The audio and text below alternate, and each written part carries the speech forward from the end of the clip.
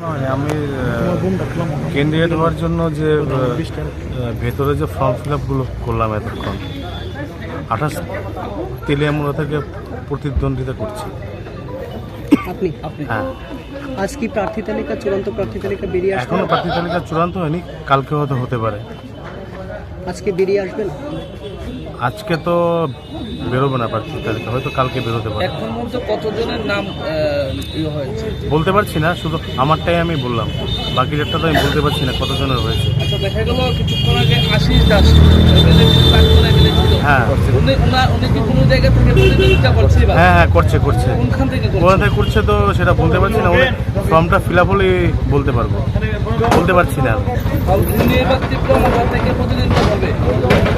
হ্যাঁ তীব্রমাথা দলের থেকে? হ্যাঁ হ্যাঁ, আমি তীব্রমাথা দলের থেকে প্রতিদ্বন্দ্বিতা করছি। মানে একইভাবে আশিস দাসও কি তীব্রমাথা? হ্যাঁ হ্যাঁ, আশিস দাস তীব্রমাথা থেকে করবে। তৃণমূলের সঙ্গে কি কিছু জোটে যাওয়ার সম্ভাবনা রয়েছে? না না, আমরা কারোর সাথে অ্যালায়েন্স করছি না, আমরা একাই থাকবো। আমরা লক্ষ্য করতে পেরেছিলাম তৃণমূলের পূজন বিশ্বাস কিছুক্ষণ আগে। হ্যাঁ না, পুজোর বিষয়ের সাথে মহারাজার একটা পারিবারিক ওনার সাথে সম্পর্ক আছে, এই জন্য ও এসছে।